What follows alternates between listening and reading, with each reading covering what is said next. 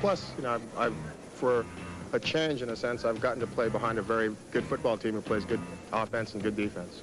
The good offense is reflected in Bob Chandler, whom you saw seconds ago, and Cliff Branch, whom you see now, and in Raymond Chester, the tight end. So Plunkett is using his weapons, but tonight, his team must stop another great offensive unit because Jim Zorn, the southpaw quarterback, reminds one of Fran Tarkenton in his prime. And he can hit his targets like Sam McCullum right there, like the great Steve Largent. He knows how to make that team go. What a matchup tonight.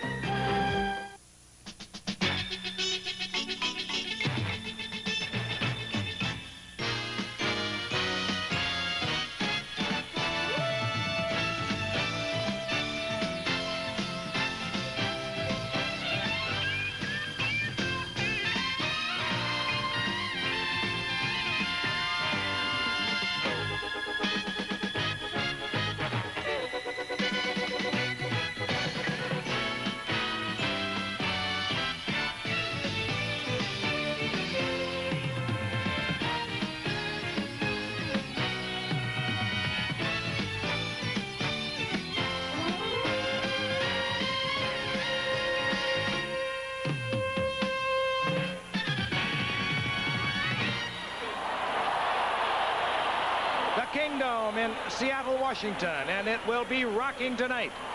64,000 seats have been sold. That is capacity. And ABC's NFL Monday Night Football presents the Oakland Raiders against the Seattle Seahawks. This ABC Sports exclusive is brought to you by the Miller Brewing Company, brewers of Miller High Life. If you've got the time, we've got the beer.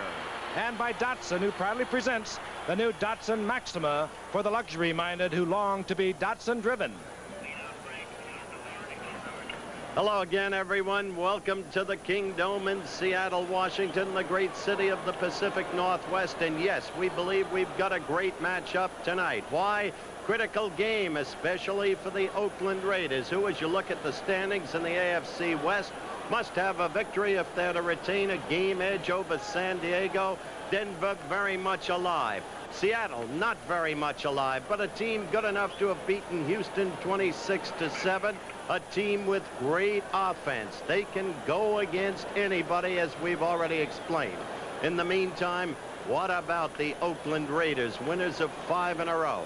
This was supposed to be a year of transition. It hasn't been that. It's been a year of victory. Here's the Giffer to tell you why. Well, first of all, Howard, it really is a warm story. Jim Plunkett, he was written off a couple of years ago. A great background, Heisman Award winner, of course. Stanford in 1970, the first player drafted in 71, Rookie of the Year. 4 good years with New England.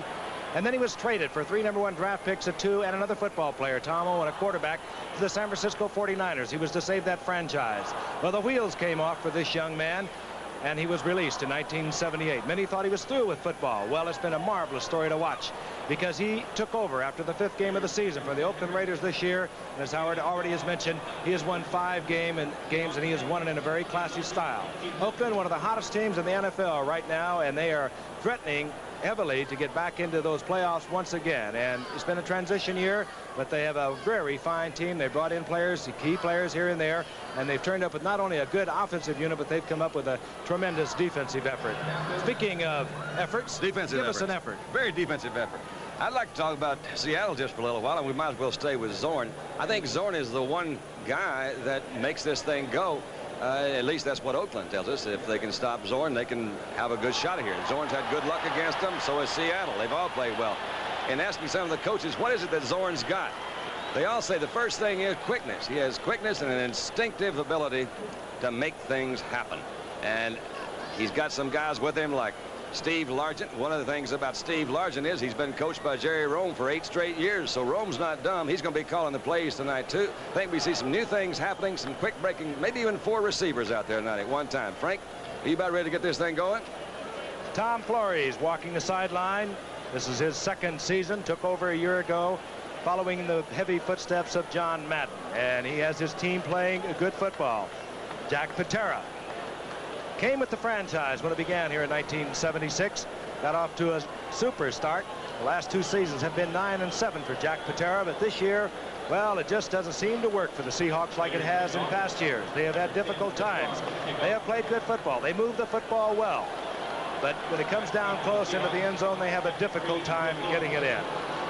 We're set to go, and this is Jesse Green, a second-year man from Tulsa, dropping deep for the Seahawks.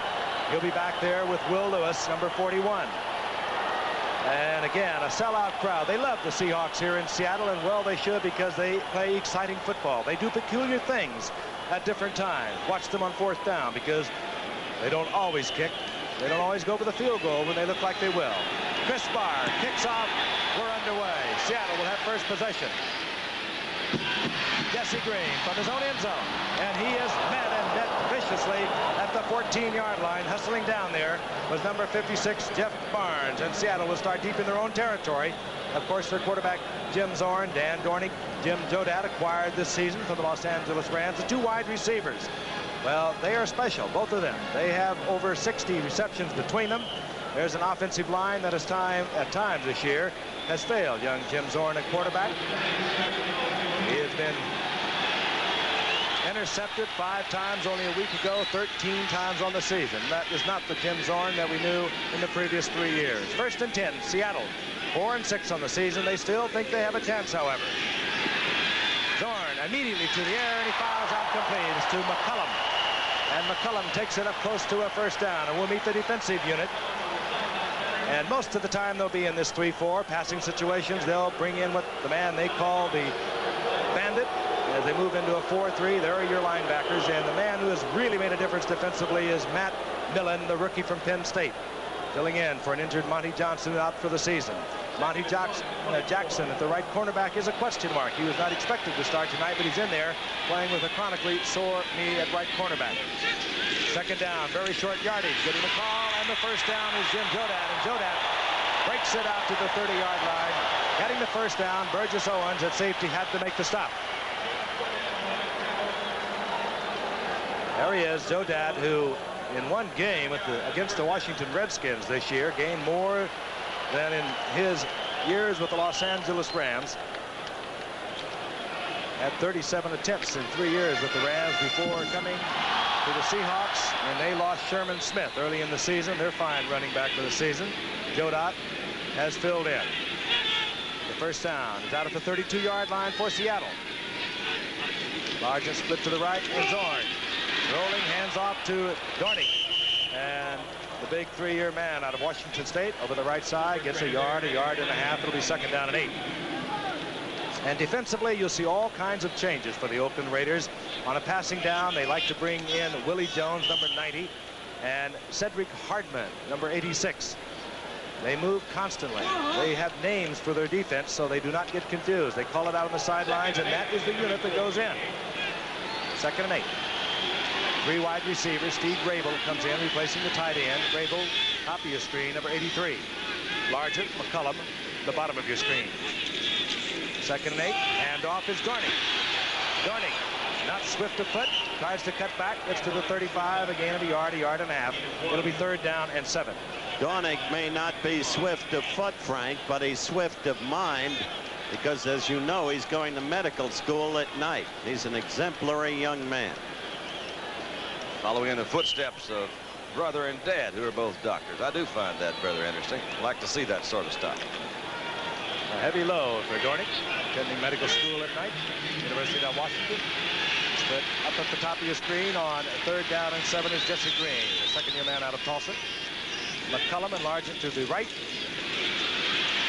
And Zorn stepping back into the pocket. Dornick, a fine receiver, out for the 1st down at the 45-yard line. Rod Martin made the stop there. Zorn can drive you crazy, no question about it. They've done so far tonight, very briefly, what they haven't been doing too well earlier, and that's protect him. That's a lovely pocket. Stay in that pocket. Zorn, as you know, is known quite a bit for his scrambling, and oftentimes that scrambling occurs when they have no place to stand. You saw the 4-man front for the Oakland Raiders. They like to go into it on a passing down. The Oakland Raiders leading the entire NFL after 10 games in quarterback sacks and also interceptions. They have 37 sacks, 24 interceptions, the best in the league. On 1st down, Zorn. Again, McCullum is wide open. And McCullum spins away from Monty Jackson, taken out of bounds down at the 28-yard line. Really put a good move on Monty Jackson that time. McCullum was wide open. Again, good protection. We'll take a look at it from the quarterback's point of view. End zone look. Steps up. Still awfully hard for me to get used to him turning around throwing left-handed, but you'll see Jackson is way back. Sam McCullum made a good move to the inside after he caught the ball, picked up an extra 6, 7, 8 yards. And credit a good block by Jim Jodat against a blitzing Ted Hendricks. It made the play. At the 28-yard line of the Oakland Raiders. The two tight ends are in now. Sawyer 81, Bell 82. Bell in motion. Jodat, or rather Dornick. And spins inside the 25, down around the 23-yard line. A gain of 3. It'll be 2nd and 7. There are teams for teams and horses for courses. That's an old saying. What you have to remember is that the Seahawks have not lost to the Oakland Raiders here in the Dome. Or put another way, the Raiders have not beaten the Seahawks in the Dome. Comes out the same way either way, doesn't it? But they did thrash them in Oakland 3 weeks ago. 2nd 7.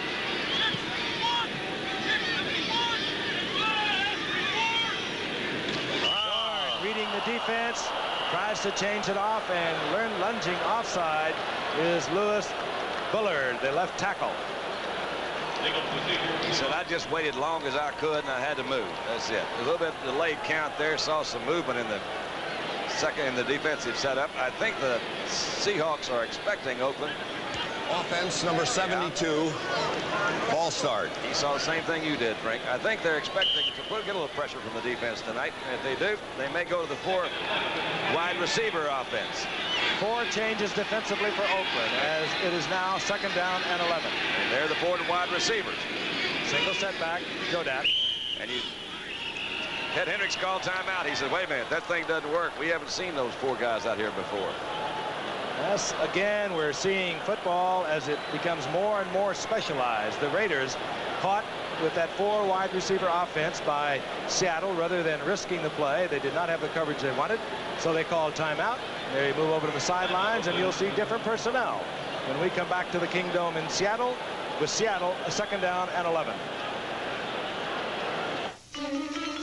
Seattle, Washington, where they have sold for the season 59,000 season tickets. They held out 5,000 for each game. Those were snapped up within just a matter of hours when they were released for sale. 2nd down and 11 for Seattle. Again, the 4 wide receivers. Jodat single setback, and Zorn will put it up in the air. And Zorn trying to time it out with Jesse Green. He was under pressure, and Otis McKinney was back there defensively for the Oakland Raiders. And Otis McKinney, a former Giant, has performed admirably in the prevent defense. They call him the pirate back there when he comes in defensively, and he has moved around. 3 interceptions for this man who formerly was a number 2 Giant draft pick in 1978. The Oakland Raiders are like that. You could call it the reclamation franchise. Yet it's not really that, Frank. A point I'd like to develop in a moment.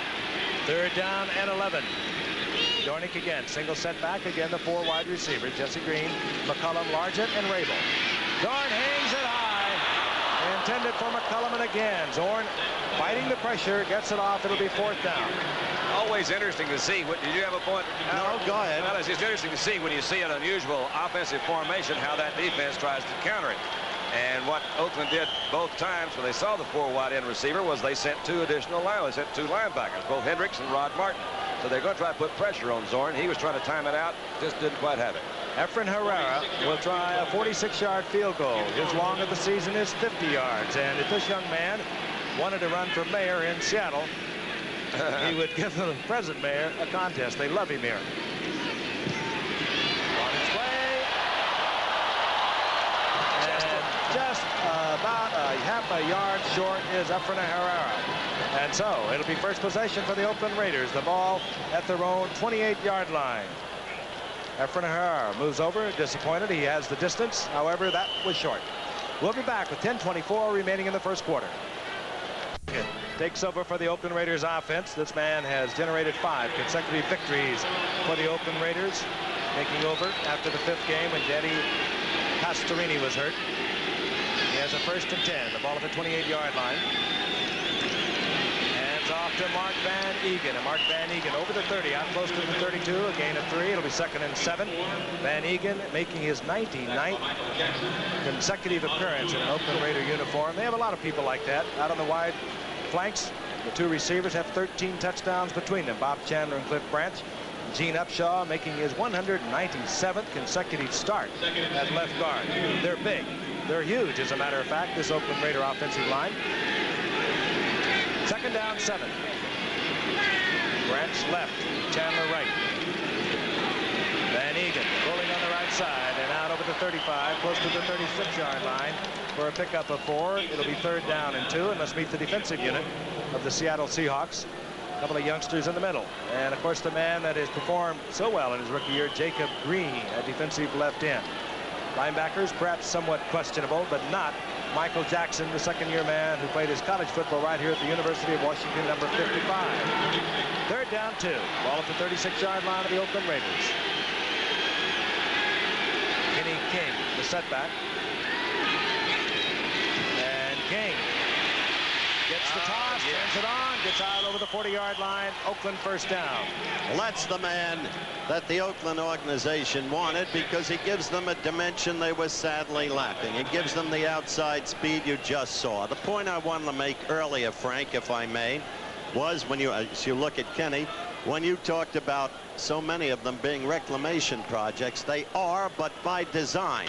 The reclamation projects, Matusak, Hartman, Plunkett, Campbell, Owens, all 1st-round draft choices. So they had something to begin with, and maybe there's not that much reclamation involved. Frank? They certainly have put it together. On 1st and 10, Plunkett hides the ball. It's in trouble and loses the football, and I believe the Raider is on top. You can almost hear him say whoops from up here, and whoops is not a good word. I've heard worse. Whoops. And coming up with the football is Gene Upshaw. Let's watch as Plunkett loses the handle. He just was trying to move up to the inside, didn't quite tuck it in there quick enough. Frank, that was that Robert Hardy, I believe, that came in and knocked it out of his hand, and Upshaw, old Gene Upshaw from Robstown, Texas, was right there to fall on it. 2nd down, 14. Out to the right goes Chandler with his 32 receptions for the year. Copy your screen. Cliff Branch split to the left, and the flag is down. Got him 5. He's working with it. Wow. Fires over the middle to Van Egan. Gets out to the 40-yard line. You saw a movement, however, at the line of scrimmage. Beautiful facility here, the Kingdome. No frills, if you will. They built it for some $83 million.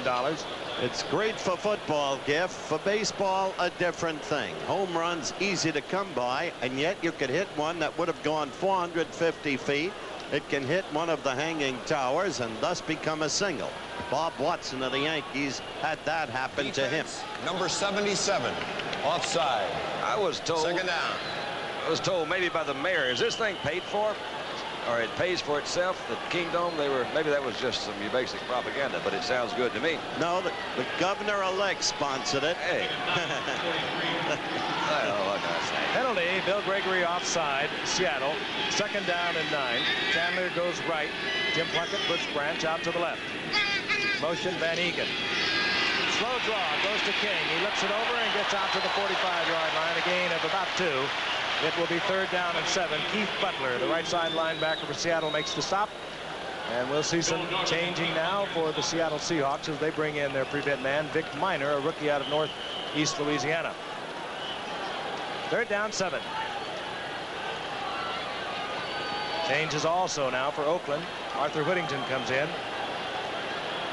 Little man from SMU. He wears number 22. And Chandler goes right, where he works against Kerry Justin out there defensively for Seattle. Cliff Branch split to the left. The tight end, of course, Raymond Chester, number 88.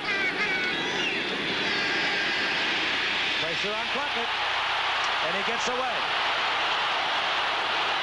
Plunkett, down he goes, and there's a scramble for the ball, and Seattle has the football. Plunkett, hard, drops the football, and coming up with it is Robert Hardy. I think Jim had better stop scrambling. That's twice he's tried it, and twice he's dropped the football. It seemed like to me that somewhere about right in here. He says, gosh, I'm wide open, but I really don't want to run with this thing. So you can see he's carrying it. He hasn't been running with it very often. Had that ball out in his right hand. Just didn't carry it, didn't tuck it away, and Hardy comes in at the right time, picked it up. Michael Jackson, whom we spoke of a moment ago, jarred it loose, and Hardy came up with it. Good field position, the Seahawks. 44-yard line of the Oakland Raiders. 7:35 remaining in the first quarter. No score. That's Largent in motion. Dangerous receiver. Jodat trying the left side over Tom Lynch. Gets a couple of yards. It'll be 2nd down and 8. There was an evidence of a low-round draft choice that worked out. 10th round draft choice. We caught him in a preseason game against Dallas last year, Frank, and knew that he was headed for a regular spot. Remember? He has earned it. He has started every game since coming in as a 10th round draft pick. Side by side, Manu Tuiasosopo. I'm glad you finally got that one out. That's the last of him now. 2nd and 8, and Dornick. Flag is down as Dornick is down to the 30-yard line. Yardage enough for the first down, but again, a flag is down.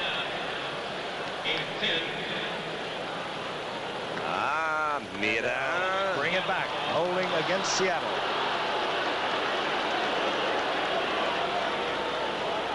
Look at Gene Upshaw.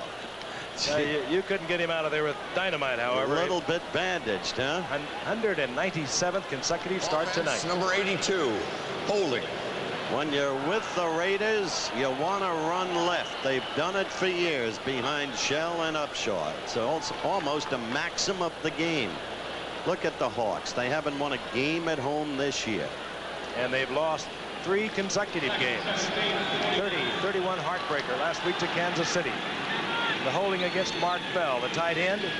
They have moved the Seahawks all the way back inside their 49. 2nd down, and it's 18.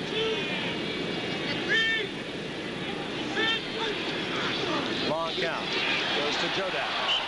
To the 45-yard line, back close to the original line of scrimmage. We'll call it 3rd down and 10. Good call. Zorn was not impatient. He knew he couldn't get all the yardage back on one player, or at least didn't want to risk it. So he used the draw, and he got some of it back. Oftentimes that does work, because ordinarily in kind of a loose defense, protecting the distance, they'll open up that middle, and you just pop through. You can't pick up some good yardage in there. Zorn looks it over. The 4 wide receivers are in. Largent, Grabo, Green, and McCullum. Dan Dornick, single setback. And here comes the pressure. Zorn lost it. And just over the outstretched fingertips of Steve Largent, and so many times Steve Largent has brought this crowd to its feet in his 5-year go at professional football. But what Jim is doing now in the recent games that he wasn't doing earlier is going to his key man Largent, because they had been double covering Largent. So he turned to McCullum and used Sam very effectively. Now they're beginning to loosen up a little bit on Steve, so he's going back to Largent. Ira Matthews led the nation at the University of Wisconsin in punt returns a couple of years ago. He awaits the punt of Herman Weaver. Underfoot bangs it. Underfoot. And it is dramatic, but in the end zone, where it'll come back out to the 20-yard line, which is in actuality a gain of 25 yards. So we are into the first quarter with no score. We'll be back in a moment. Oakland, their own 20-yard line. Kenny King single setback. Van Egan in motion, and Van Egan out in front of King. And King tries to turn the corner and does so. Just getting back to the line of scrimmage. Chased out of bounds by Keith Butler as Van Egan, or rather Kenny King, picks up a yard. Kenny King averaged 7.9 yards per carry 1 year at Oklahoma. That's almost unbelievable. You know, Oakland really wanted to take him, but they didn't have a 3rd-round draft pick. And so he went to the Houston Oilers, where I think he carried the ball maybe half a dozen times. 3 attempts he had at Houston a year ago. And Oakland this year traded, of course, Jack Tatum and 2 7th-round draft picks. And Kenny King has been spectacular with just under 600 yards on the season. 2nd down and 9.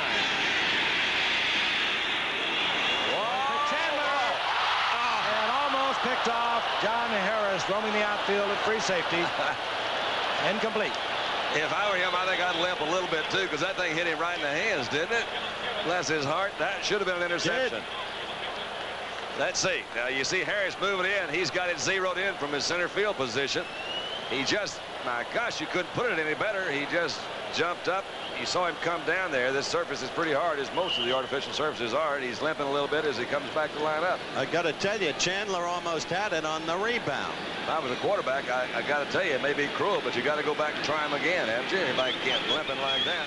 3rd down and 9, and Harris does stay in. He's still limping out there. That was Plunkett's first pass. He was able to get off. Whittington. Arthur Whittington explodes out close to the 35-yard line. He'll have the first down at the 34. Now that was a surprise call, Don, and as you suggested earlier, against a looser defense, it can work for you. That's exactly what it did. Well, Arthur, of course, out of SMU in Cuero, Texas, did move into the outside. Van Egan, look at him. Number 30 comes in here.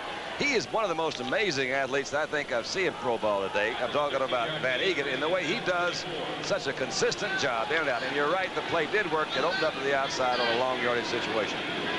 First 10 for the Raiders. Plunkett, Whittington. And Whittington is hammered there at the 39-yard line by Keith Butler. Gain of 4. It'll be 2nd down and 6. He's a typical, as you look at Dan Pastorini, you'll be hearing from him at halftime. Dan DeRue interviewed him, and you'll be hearing that interview. Whittington is a typical Oakland Raider type. Underrated, and yet he can make the key play to kill you, as he did with a kickoff return for a touchdown a week ago against Cincinnati. They always underrated Pete Banaszak all those years. Remember, Frank? Chandler split right on 2nd down and 6. Plunkett tries to get it over the middle to his tight end, Raymond Chester, and glued to Raymond Chester was Keith Simpson, one of the fine athletes on this Seattle football team. Top draft choice. But keep your eye on number 88, even as you look at the slide of Simpson, because Chester is one of 3 reasons why they traded David Casper. Chester himself, an original Oakland first-round draft choice, then traded to Baltimore and brought back here in a subsequent trade. Then they have Derek Ramsey and Todd Christensen, and Oakland believes that the 3 of them more than compensate for Casper, who admittedly is one of the greatest. 3rd and 5. Chandler in motion. Over the middle, and Whittington doesn't handle the football. It would have been a hard pass to handle, but it would also have been a first down. Well, that ball looked like it came over there awfully fast. It was certainly catchable, I guess, but seemed to me that, you see, Jim's getting a little bit of pressure. They're throwing some. Actually, they didn't throw any linebackers. Yeah, they got one linebacker coming, but hey, that ball's right in there. Arthur, you got to catch that, son. You got to. Yes, sir. Maybe we made the mistake in giving him the plug on past performance. I don't really think he's paying any attention to us. Speaking of past performance, he has been up there almost every year he's leading the AFC now, but meanwhile the Giants' Dave Jennings is just running away with the punting honors. We saw Ray Guy at 43.7. Jennings is over 47 yards on his average. Guy, even though it doesn't turn over, gets it inside the 20, and it goes to Will Lewis. Flag is down as Lewis goes down out around the 26-yard line. The flag down in the area which might indicate there was an illegal man downfield. Referee tonight is Fred Silva. And holding, and it works against Seattle twice now. They've been detected holding. Well, boy, he threw that flag at a funny time. It was from way back around the 20-yard line. I saw that flag fly up to about the 40, so the holding must have occurred in initial contact with a... On the run back, number 83. I see. Holding. First down. Steve Rabel, who was fighting the outside man of the Oakland Raiders coming down, detected holding. Rabel says, "No, Jack, I didn't." Jack nods, quiet, stoic. Jack Patera, but don't make him angry.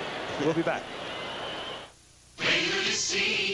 Livingston Seagull. Right, see, they've been floating around our window out there around the hotel. I've had more fun. I've been opening the window, like feeding them some things. Those Seagull. are buzzards. Oh, they didn't look like those girls.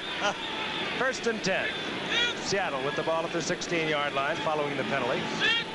That's Sawyer in motion. And Joe Dak. box out for about 5, close to the 21-yard line. It'll be second down and 5. He's an interesting case. Frank told you earlier he joined the team, played against the Redskins, gained 117 yards in that game, which was about what he had gained in 3 years with the Rams. Originally a 12th round pick with the Rams, hurt his ankle a year ago, and when Seattle got in trouble for running backs this year with the loss of Sherman Smith, they picked up Joe Datt. This is Big Dan Dornick on the left side. He'll get a couple of yards out of it.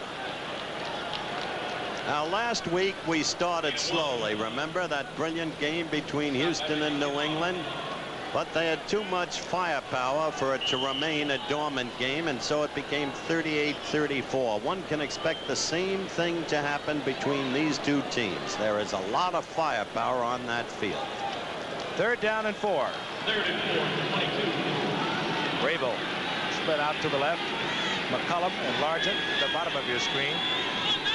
That's McCullum in the slot. And the Raiders in their 4-man front. Good.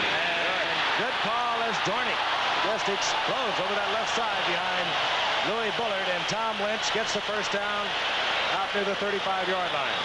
I would like to think that that was an audible call by Zorn. You saw there was a little bit of hesitancy before they made that play. A quick little same handoff. You start running these plays in grade school, but they can really be effective. They had them split out. The linebackers were not there. I think it was an audible call. At least it was a good call. Picked up a first down. This guy is a very impressive young man. Looks like a nice clean cut. He ought to be a doctor, don't you think? I trust that face. First and 10. Largent in motion. Zorn. Very cool under pressure, and he gets it down to Largent. He has the first down inside Raider territory. A big blitz was on. Frank.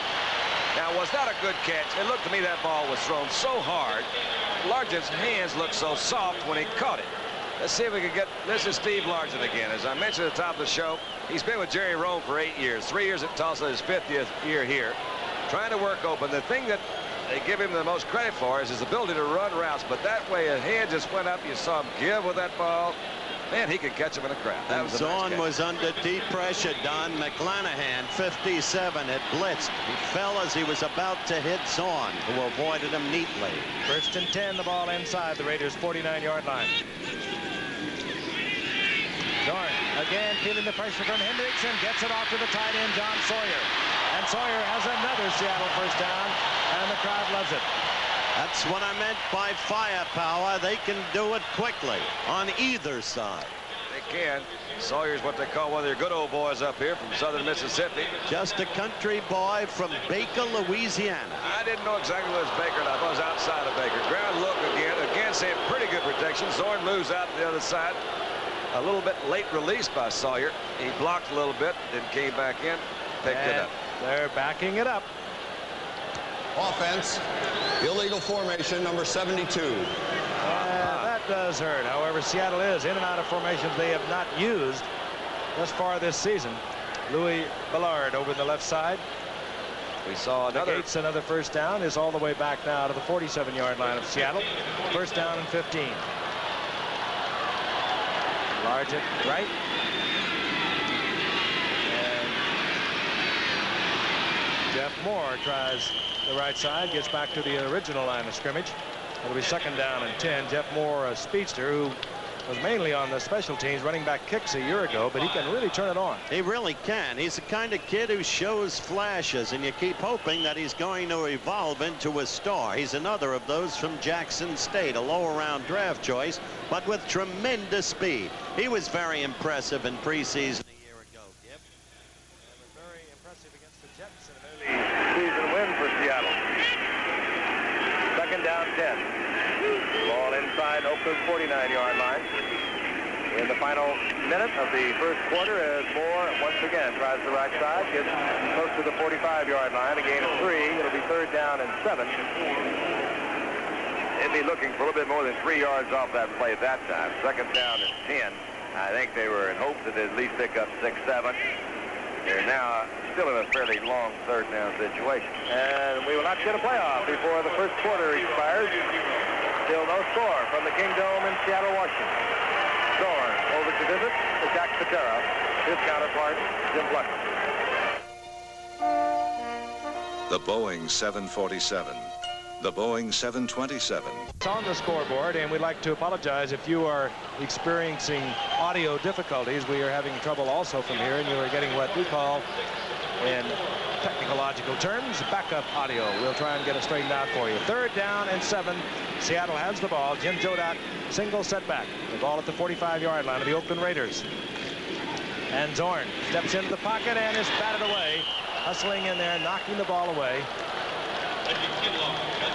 Reggie Kinlaw, or was it? Yeah, I guess it's Kinlaw. Reggie Kinlaw has been playing superb football for the Raiders. He is just about beaten Dave Pear out of that position. Of course, Pear hurt earlier in the season with having a neck problem, an ankle problem. 4th down. There's Ira Matthews. Herman Weaver. Again, we will tell you it appears to be a punt.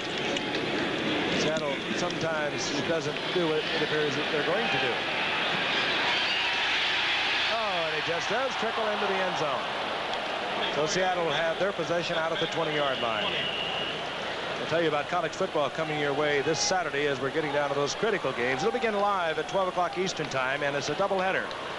Game 1 will be regional coverage, so check the listing for the game in your area. Michigan, Ohio State, of course, the Rose Bowl on the line there. Oklahoma, Nebraska, the Orange Bowl on the line there. And, of course, Yale at Harvard in that classic. The winner of that one, of course, if it's Yale, well, they will be the Ivy League champions.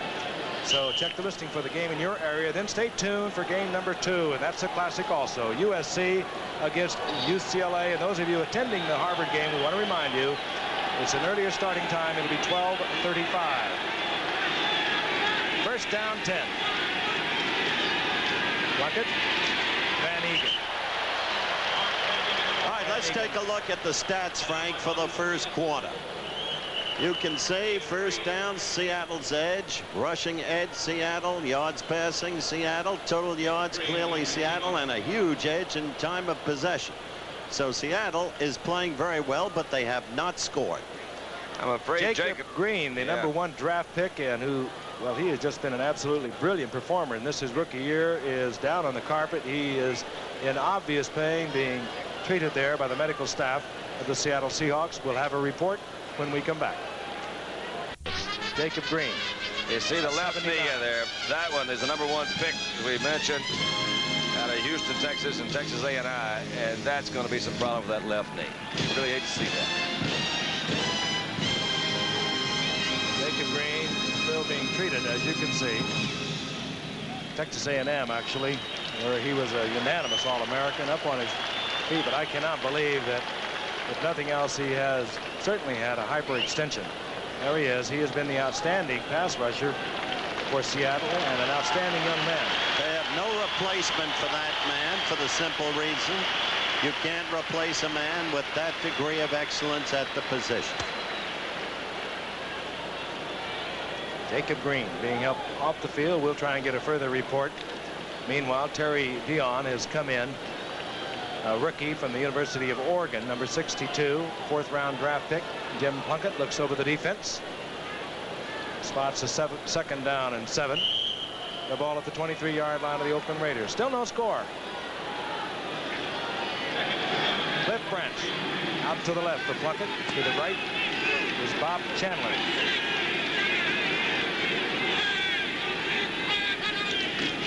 Kenny King, right side. And coming up there quickly is Keith Simpson defensively for Seattle. And he drops King right at the line of scrimmage. I tell you, Seattle is playing with great intensity. It's incredible. Oakland comes in here and they seem snake bit, but it's still early. Oakland, of course, first in the AFC in rushing, 11th, or the 2nd in rushing, 7th in passing. Seattle weak against the rush, 11th in their 14-member team of the American Football Conference, and yet Oakland has been able to do very little against Seattle. 3rd down, 7. 3 wide receivers now for the Raiders. Morris Bradshaw, number 81, comes in. Out goes Raymond Chester, the tight end. Plunkett gets back in the pocket, but he's got a crowd with him. Still going. Still scrambling, but they'll bring it back. He was in the arms of a tackler. It was Bill Gregory. That, of course, the new rule this year to try and keep your quarterbacks healthy. And putting on an extremely effective pass rush. That's the third time we've seen Plunkett in the process of scrambling. The other 2 times he fumbled. One he recovered, one he lost. And he had that football out like a big grapefruit there. Again, ready to go. Did you see it done? Well, I think, you mentioned Jim really has not been playing too much for the last couple of years. Of course, he's been in the league for 10 years, and he's never been considered a real top runner. Well, maybe that's one of the reasons. Great guy to punt. Will Lewis, the rookie free agent from Millersville State. Oh, and Guy is hit a bomb, and it drives Will Lewis back to his 34-yard line. But it was low, and Lewis gets out over the 45, close to the 47. 51-yard punt by Ray Guy. Frank, Seattle has had consistently good field position, and yet they haven't capitalized. So Seattle again, as you pointed out, will have the football near midfield, and we'll be coming back to the Kingdome in Seattle in just a moment. Kingdome in Seattle, Washington, and Seattle has the football. Once again, good field position. The Oakland Raiders, of course, with a win tonight, will stay 1 game ahead of San Diego in the AFC Western Division. Seattle has a 4-6 record, but they still feel with games ahead, mostly against divisional opponents, that they can be in it. On first down, Largent in motion. This is Lawrence McCutcheon, who was acquired 3 weeks ago from the Denver Broncos, who had acquired him from L.A. this past season after 8 years with the Rams, where he became the Rams' all-time leading rusher, and he gets 4 yards. It'll be 2nd down and 6. He was an exceptional football player, as you fans know. He was regarded as through by the Rams when they sent him to Denver, but he still retains the capacity to throw the option pass very effectively. Larry Brinson, player claimed from Dallas at the beginning of the season. Number 36 is the other setback. This is Largent in motion. Brinson, right side, and Brinson bounces off one Raider to the outside, but covered there, short of the first down at the 46-yard line. It'll be 2nd down, and we'll call it 2. Thursday night, we'll be moving around the nation as we slide into Miami, and we will be down there for the Dolphins and San Diego. Are we sliding in?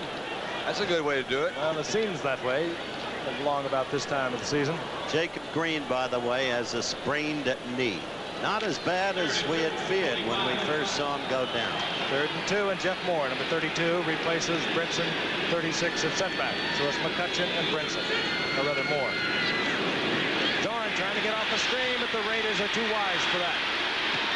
And he checks off, finds a receiver, Steve Largent. Largent has the first down at the 40-yard line. You see Largent come back. He ran his route. He saw his quarterback in trouble, came back done. Well, he really is an exceptionally smart player. I don't think, he's not very big, not very fast. He just always gets open, makes catches. He's got a consecutive game, what do you call that, reception streak going here for Seattle. He's an unusual player in that he really does run precision routes. And he and Zorn have, through the years, have established a great combo. First down and 10. Larry Brinson. He's corralled by Ted Hendricks, who is playing maybe the best football of his 12-year career. He has been spectacular for Oakland this year. He makes the big plays. He's always had a penchant for that. John Matusak is down on the turf now. Oh, they can't lose him either from their point of view. Well, he says, I'll just go ahead and get up. Big John, 6'8", 280-pounder. Kind of a typical Oakland player, if there is such a thing. They got him as a free agent when he was cut by Washington in '76. He had been the #1 draft pick in all of the NFL back in '73. Houston. They sent him to Kansas City. They sent him to Washington. Washington cut him, and Matusak, for the last couple of years, has been playing good football. Oakland, of course, historically the most efficient team on Monday Night Football. 14-1-1. Loss of a couple, 2nd down and 12. 11 minutes remaining in the first half. No score. Brinson, 36, single setback. Zorn reads the blitz, has the time, and Largent, or rather trying to handle the football downfield was Steve Rabel. Well, I think there was confusion between the quarterback and the intended receiver on the pattern. You notice how close Rabel was to Lodgen? Once again, I think he was trying to audible a play. He's in his relatively new offense for those 4 wide receivers. That could be difficult for him, too. The ball was a little bit, well, actually, it was a little bit wide, but Steve, if Steve had caught it, we'd have said, man, what a terrific catch. But as we did, well, it's an incompletion. I think that might be right. The Bandits are in for Oakland. That's Hartman, great pass rusher, and Willie Jones, number 90. Hartman, 86. 3rd down, 12. Flag goes down as Rabel doesn't hold on downfield. Well, Mike Davis was defending against Rabel. he should have caught that one for sure. That one hit him between the 8 and the 3. Pushing off Against Oakland. And had Rabel handled that ball, he could have gone in. Hey, what was the call? Defensive holding? Is that what that was the call? Let's just wait and see. Why I'm asking you guys. Defense number 36, illegal contact. See there? First down. Illegal contact. It was more than 5 yards downfield. First down, the ball inside the 37-yard line of the Oakland Raiders. big break. Big break as it gave him a first down. Capacity crowd. Seattle 4-6 on the season. They've dropped their last 3, 30-31 right here in the Kingdome last week at Kansas City. Oakland on a 5-game roll. Super defensive play, hustling across the line of scrimmage. Number 53, Rod Martin. He collects Lawrence McCutcheon for a loss of about 6. Somebody better block those guys on the outside. That was a super defensive play. Watch it. Well, it is, but we saw Hendricks make the same one, so you got to suggest, I mean, you got to think that maybe somebody's missing some blocks over that area. Both those outside linebackers, when they see that flow to their side, take that inside rush, go right through there and knock it off. Good play by Martin. Good play by Hendricks we saw earlier. Hey, it's a very well coordinated defense because they do so many things. They show you a lot of different fronts, a lot of different people, and you really have got to have your homework down. 2nd down, 15. Flag goes down as Zorn is complete to Sam McCullum, short of the first down at the 38-yard line.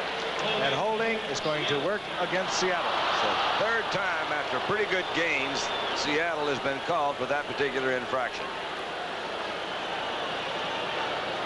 Oakland has the beginnings of getting its pass rush together now. Oh, they've been doing a pretty good job, and Seattle this year has not been doing a good job in defending against that pass rush.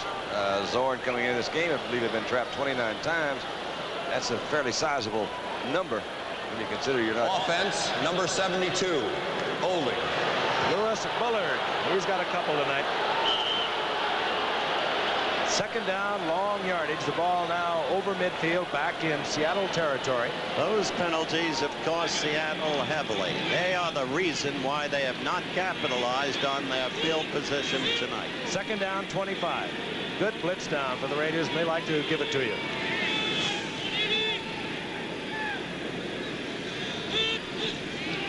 Here comes Hendricks. And Zorn gets off the screen. Jeff Moore is wrestled out of bounds at the 48, and another flag is down. Against 61, it appears. 61. Tom Lynch is 61 for Seattle. Tom Lynch was one of the guys. We were talking to the Seattle PR people today in the trade that they've made with Dallas and swapping 1st-round draft picks to get Tony Dorsett. First man they picked was Steve August. They got Tom Lynch, and over the middle linebacker Terry Beeson. So they all 3 are regulars, so they didn't do badly. Yeah, it's kind of interesting. They swapped their number 2 back to Dallas for Duke Ferguson, who's no longer with the club. So they feel that was the trade that was very good for them and obviously very good for Dallas. Offensive pass interference, 61, refused. 3rd down. Oakland decides they would rather have Seattle with the football, 3rd down and about 22, than take the penalty. Penalty there is Tom Lynch, number 61, the fellow we were talking about, threw a block before the pass was thrown. 3rd down, 21.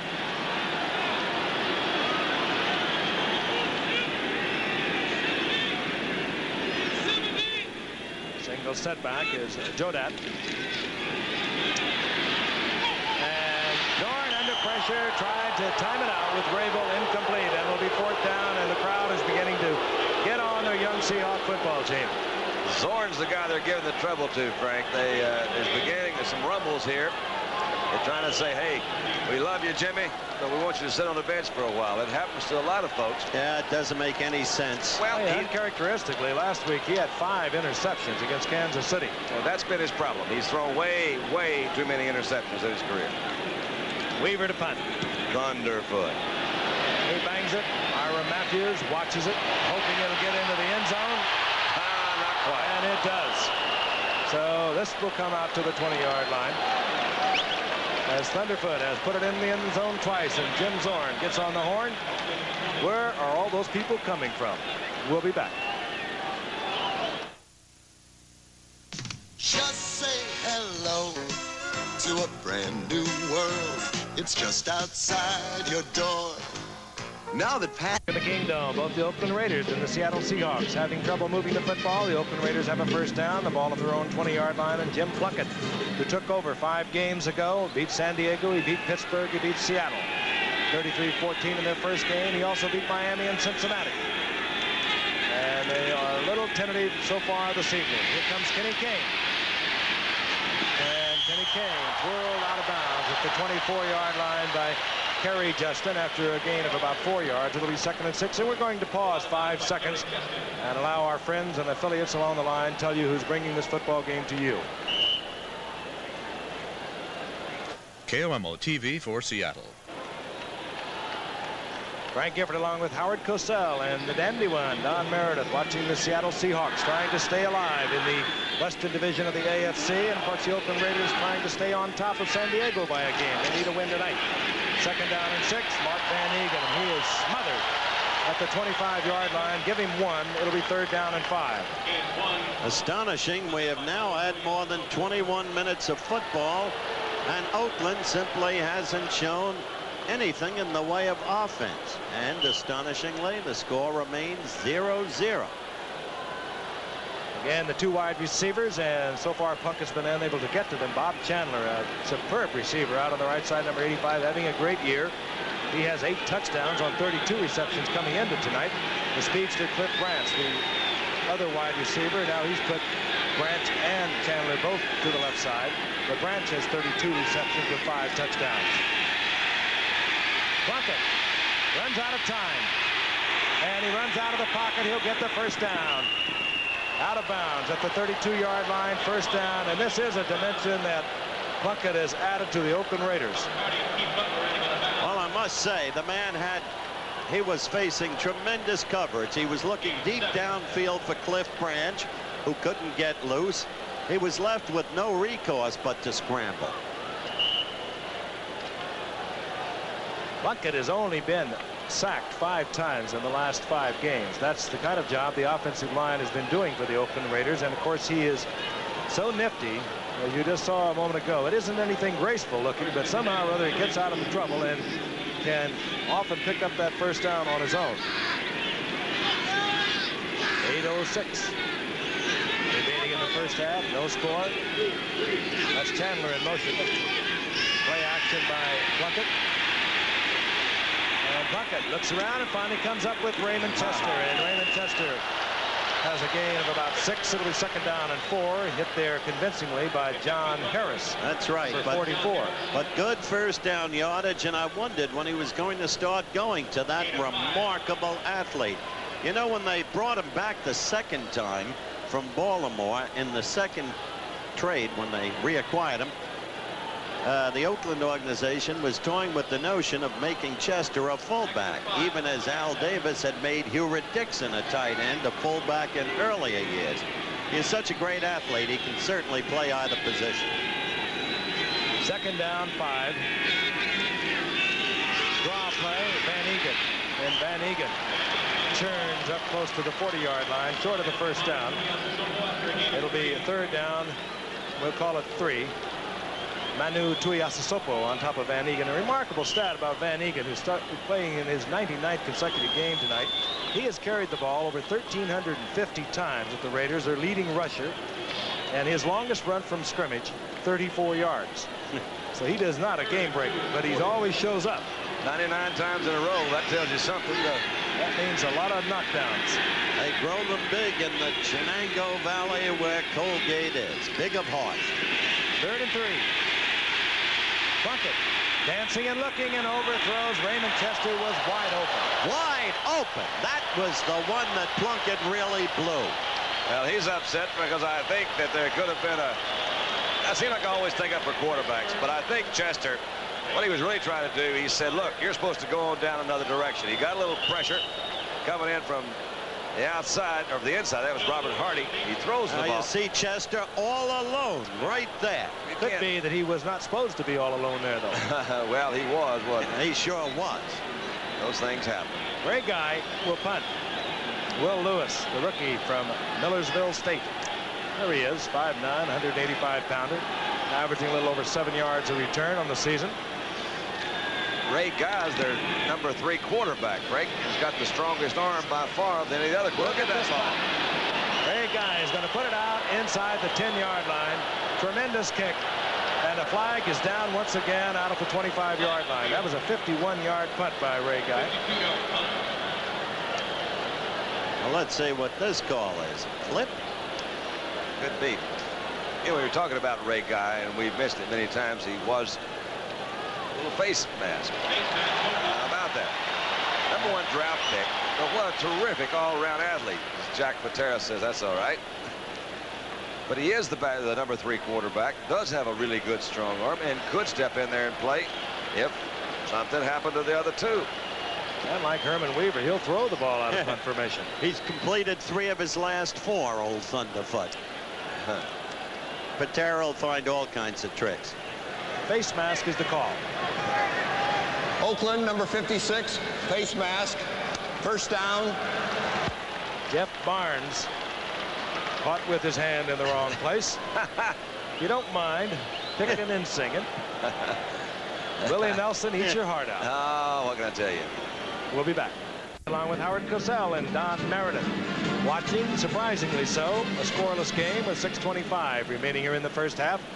2 offensive-minded ball clubs. Young Jim Zorn in his 5th year moves the Seahawks up to a 1st down and 10. The ball at the 23-yard line, his own 23.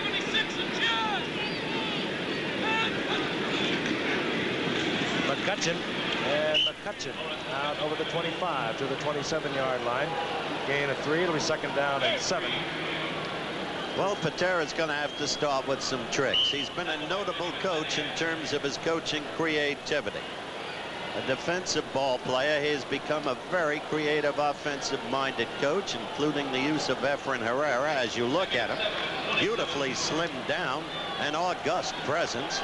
He's used Efren Herrera even as a receiver. 2nd down, 7. Zorn changing up.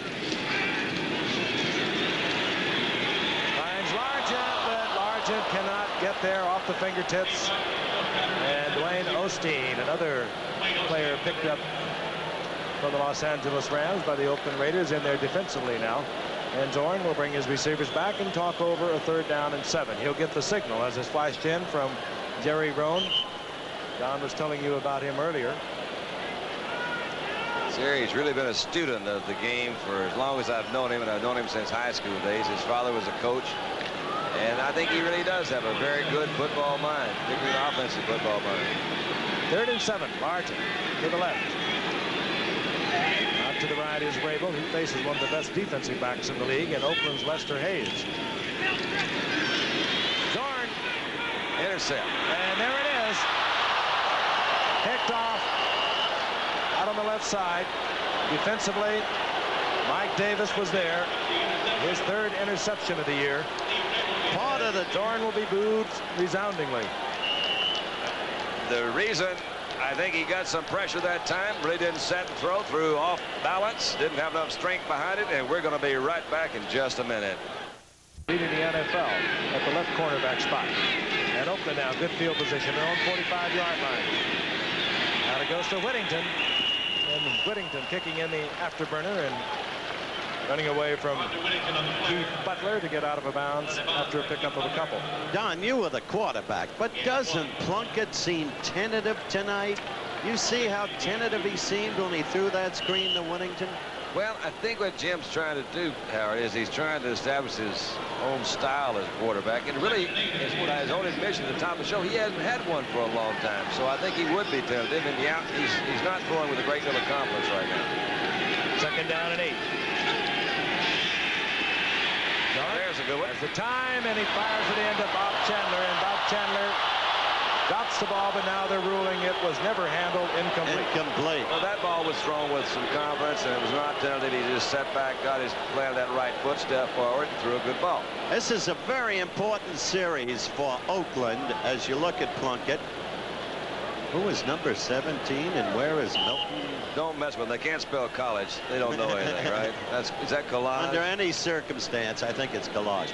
Under any circumstance, the interesting thing here is this is the first time in this whole game Oakland has had good field position to start a drive, and they've just, in effect, wasted 2 downs. But here's a big one. Third down, 8.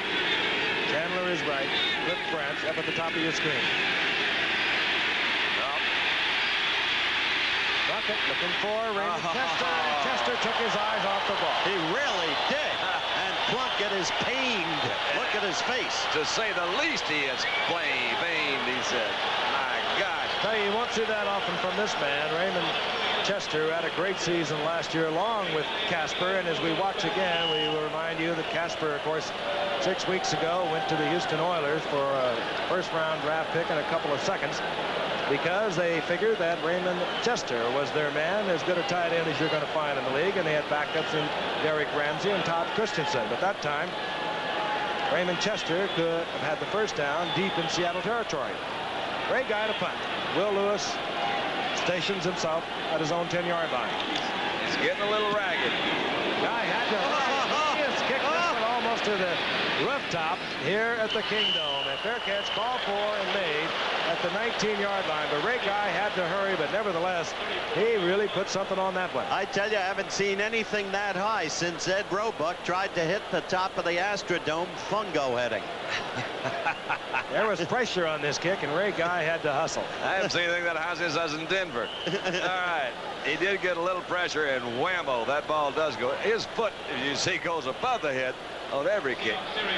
It's getting a little competitive because Ray's been considered the #1 punter around. He's getting a little, I'd say, a lot of competition out of New York these days. Jennings. First and 10.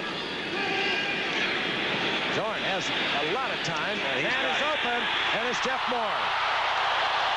And Jeff Moore battling close to midfield in the arms of Ted Hendricks. Now, that's an exceptionally good pass pattern, but one that you don't see a great deal. Jeff Moore came out, trailed out the backfield. They cleared out that zone with a deep receiver. Saw a little play-action pass in there. Didn't get a big, heavy rush, but Tuzak is back in the game, as you see. 1-on-1 on Hendricks. Whoa, he almost dropped that ball, didn't he? He says, hold on. Finally stepped out of bounds. Good. Had a good clearing pattern to go deep. That was, I think, Raybo that went deep. Jeff Moore came in a little bit late. 31-yard pickup. The first down is near midfield.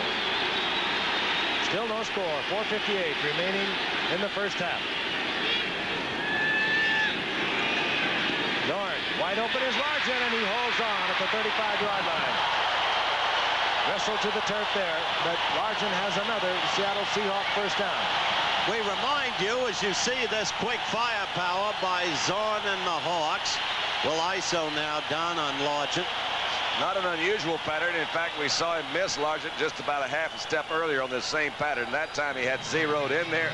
Came in, Largent made a good move to the inside, and that was Burgess Owens. Good tackle by Burgess, yeah, who's lent stability. He is an excellent tackler to that secondary. Burgess Owens, of course, replaced Charles Phillips, who was hurt in the preseason.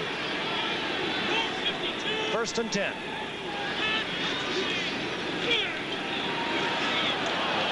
Brenson over the right side, and Brenson hammered there close to the 35-yard line. Gain of a yard. It'll be second down and 9.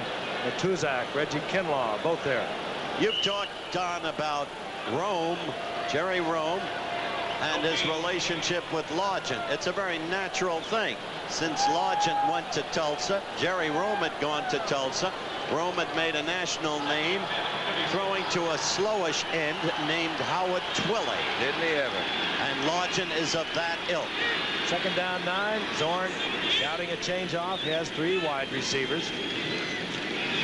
And this is Brinson. And Brinson is taken there as he moves inside the 35, close to the 34-yard line. Otis McKinney, they call him the pirate in there, prevent defense, and Rod Martin made the stop. It's 3rd down and 7. Frankly, I don't understand Rome's calls on those plays. Well, what I was going to make a comment was McKinney's tackle, because, you know, that was one, had he not been down under that pile and grabbed him by the feet, they had a pretty good hole working in there, so it could have made some good gain. I would say that not so much the call, it was a pretty good defense they played that time. 4 wide receivers now on 3rd down 7. Single setback, Lawrence McCutcheon. Jesse Green, 86, is in there with McCullum, Largent, and Rabel.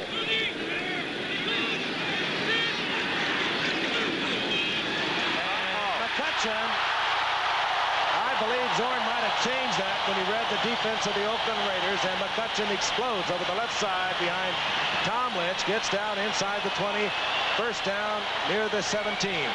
Took them completely by surprise, going to the rush for the 3rd straight time. You saw 56 Jeff Barnes move to the inside from his linebacker position. He moved in, he guessed wrong. He went to the inside hole, got blocked. McCutcheon had a big hole to the outside and moved on in there. That was one of those situations, in my opinion, where the defense, they caught him in the right defense.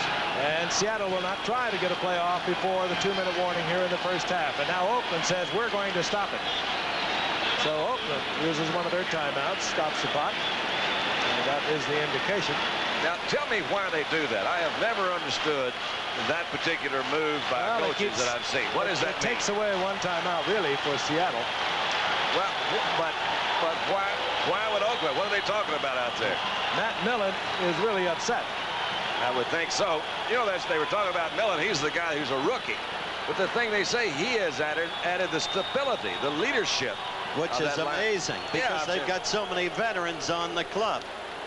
There he is right now. He was a freshman linebacker at Penn State, and then they moved him to defensive end. He came to the Raiders. The first time they looked at him, he weighed about 275 pounds, and they, of course, picked him in the 2nd round, and they said, you better get on a protein diet, baby, because you're going to be a linebacker again. If he's from Penn State, he's a linebacker.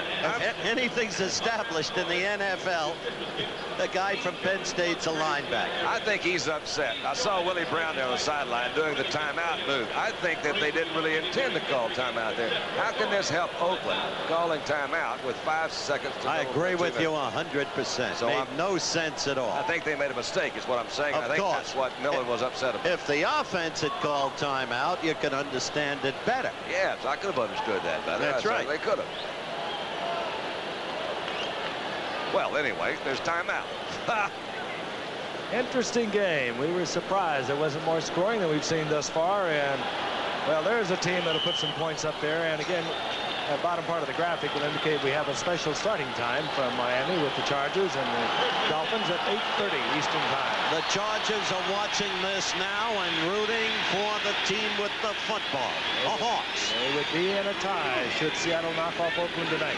On 1st down, Zorn quickly looking out into the flat and not handling the football, the tight end, John Sawyer. I tell you what, he set up a good move right there on that same pattern to go out, make a look out to Sawyer and come back to Largent, who did a little streak pattern right down through the middle of that secondary. If he can lay it in there, he had him wide open. There's John Sawyer out of southern Mississippi. All right, let's look at those AFC West standings again, and that is some terrific division. Oakland needs tonight to win if they're to stay a game ahead of the Chargers. Chargers come off a 20-7 victory against Kansas City. Not an easy one. No, tough game. 2nd down 10. I like that Fuller for Kansas City. I think he's a good quarterback. Right up the middle goes McCutcheon. A flag is down. And again, a flag is down. If McCutcheon was not handled, well, it's all academic because the holding indicated against Seattle. Now that's the 4th major penalty against Seattle after instituting determined and effective drives. That's why they're still scoreless. Oakland has had virtually no offense in this game. Man, 10. They penalized them 15, didn't they? By the way, that did not look like the McCutcheon that two teams gave up on. Offense. I think it's a 10-yard penalty, if I'm not mistaken. That looks like they moved that thing 15 yards because they'd already picked up a little bit of yardage, but what do I know? So Seattle now will be moved back. It'll be 2nd down and 20. We'll be back after this message from the National Football League. And of course, Tom Lynch, the fine offensive guard there for Seattle. All right, 1:52 remaining in the first half. 2nd down, 20 following that holding call. Larry Brinson, single setback, number 36. The 4 wide receivers are in for Seattle. I was wrong about the holding call. It was just 10 yards. 10 yards. Sorry about that. Nobody's perfect. Well, I was up until then. Zorn, he can move around. Upended at the 20-yard line, gets 7 yards, but it will be 3rd down and 12. Rod Martin collecting Zorn at the 20-yard line. Sure do get sticky down there close, doesn't it? This has been the trouble with Seattle. They have moved the ball fairly well against every opponent. They get down close and they don't put the ball into the end zone, either settling for a field goal or getting into trouble with a holding call, interception, fumbles. That's the point, Frank. Tonight, it's the penalties. 4 wide receivers, Dornick, 33, single setback. Sargent, Rabel, McCullum, and Green. And back goes Zorn. Complete. Short of the 1st down to Sam McCullum. He bobbles the football, but they're going to mark it back inside the 10-yard line. They say he was down.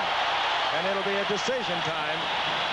No points on the scoreboard, and it will be 4th down. I would think there's no real decision. Yeah, you bring Herrera in and take the 3. Put it on the board.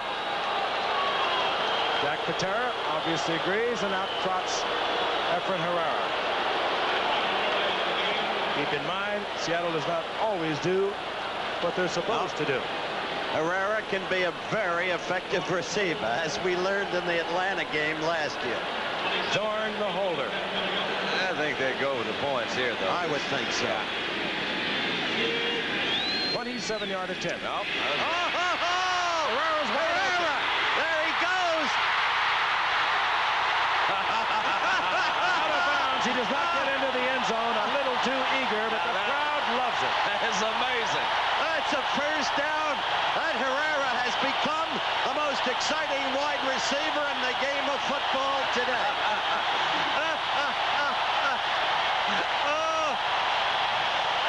Only on Monday night. It happened in Atlanta, Howard, a year ago. That's Atlanta right. and Seattle, they did the same thing.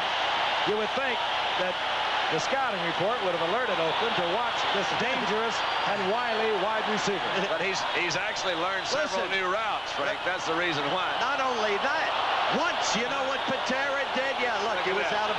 You know what Patera did once? He used Herrera as a lead blocker in front of Zorn. And Herrera made an effective block, and Zorn spun for 25 yards. Herrera trying to get in, comes up short, 1st down and goal. The ball inside the 1. Is that fun? He is a favorite here in Seattle. We'll talk about Herrera. They had an auction the other night here in Seattle for a charity, and Efren offered, and all those Seattle Seahawks were involved, and he offered as his contribution to this auction, he would come in and cook a Mexican dinner. And it sold for $1,700. Here's another angle of it. You'll see again, number 1, you can tell a receiver by the route that he runs. That good pass, as a matter of fact, left-handed. That's called your basic banana route. I love it. Efren Herrera from Guadalajara. I love this where I'm going to throw it back. The little accidental lateral. Anyway, he was going to come in for $1,700. He comes in, cooks you a Mexican dinner. His favorites, he says, nachos, margaritas, and on top of that, he was supposed to be for 6 people. So he upped it to 10 people. He says, also, his wife, Susie, now I'll teach you how to dance. You see him on the sidelines there? That's great. Patera keeping his cool, telling Zorn exactly what to do. Herrera the answer to everything your Premian wanted to be. Think what he's doing to the rest of the kickers around him. You think Tony French is a little upset? Oh, they're all upset. All these kickers, they say, oh, Herrera's got it all up there. We were in Santa Fe with him last year for another charity for the Santa Fe Hospital. They came up for a tennis tournament. Bill Gregory, Steve August. Steve August won it, by the way. He's a good tennis player. First down, goal to go. 24 seconds remaining in the half. Oakland has used another timeout. Sargent settles into a wing on the right side. And McCutcheon bangs into He got it. He got it. He got it.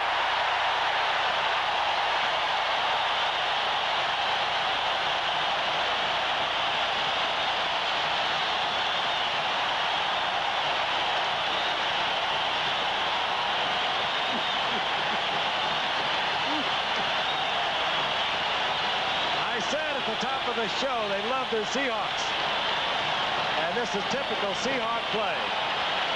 Herrera for the conversion. Efren Herrera from Guadalajara. Flag is down.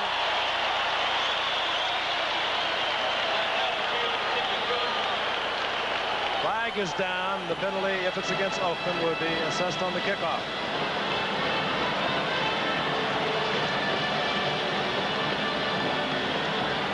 Offside, so that means the kickoff will come from the 40-yard line. Lawrence McCutcheon, all-time Ram leading rusher. He actually put together 6,000 yards in a little over 7 seasons there. Had a groin pull a couple of years ago, never really got back from it. He looks almost statuesque, doesn't he, going off there? He's grown about a foot. Yeah.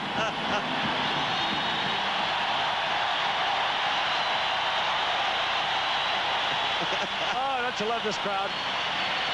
That's why you love to have Seattle on the schedule, because I don't care what their won and lost record is. They can do it against anybody. And Patera makes the game fun. I said a year ago when he used Herrera as a receiver, what this league needs is not parity, it needs enterprise, inventiveness, creative football. Patera has brought it to this town. Herrera, the kickoff. Matthews and Whittington are deep for the Oakland Raiders with 21 seconds remaining on the clock.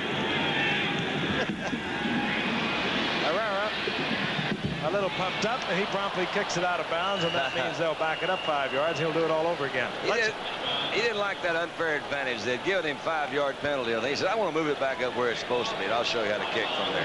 Let's make a quick point right here and now. Jack Patera, who's an old dear friend of yours because he was with you when Dallas was an expansion team, of Frank's because he was with the Giants, that man, his contract is up this year. There's been some talk among some about the incredible coach of the Washington Huskies, James, who is a marvelous, marvelous coach, as he proved again last Saturday. But forget it. Jack Patera and his own women fancy, and within the very next few weeks, or at most a couple of months, January, sign a new long-term contract as the coach of the Seattle Seahawks. If you don't get him in too much trouble. No way. He deserves it. Herrera to kick again. This time they have backed it up to the 35. They had kicked from the 40 prior time. Herrera making sure this one doesn't go out of bounds. This is Ira Matthews. He can sting you. And Matthews out to the 30-yard line. Terry Reniker there to make the stop defensively for Seattle. Lots of fun when you watch the Seattle Seahawks play. Talking about Jack Patera, we had a chance to visit with his wife Susan today at a luncheon. Oh no! Here in Washington, and Susan was telling her that it's their dad's birthday today, and he'd like to have a victory. That, of course, Alton Bennett on his 77th birthday. That's awfully nice. You know, they're also expecting their first grandbaby in January, she told us, so we could call him Granddad. Plunkett not having one of your scintillating exhibitions thus far. Van Egan touching the football, getting out to the 32-yard line, and time will expire here in the first half. Well, It only took about 2 minutes of play to turn this crowd on. They had watched the ball move back and forth in the middle of the field, and then all of a sudden the combination. Zorn to Herrera. And Seattle's on top. We'll be back after this word from our local stations. Live in the Seattle Kingdome, the halftime score, Seattle 7, Oakland nothing. Cheers for Efren Herrera, the pass receiver supreme. And our halftime features tonight will be bringing you some of the key plays of yesterday, some of the key highlights of yesterday as picked by ABC Sports, some of the key players, plus Dandy Don Meredith's talk with Dan Pastorini. Tonight's halftime features are being brought to you by Metropolitan. Kingdome, the halftime score, Seattle 7, Oakland nothing. Cheers for Efren Herrera, the pass receiver supreme. And our halftime features tonight will be bringing you some of the key plays of yesterday, some of the key highlights of yesterday as picked by ABC Sports, some of the key players, plus Dandy Don Meredith's talk with Dan Pastorini. Tonight's halftime features are being brought to you by Metropolitan. Metropolitan really stands by you with insurance for your life, health, auto, home, and retirement.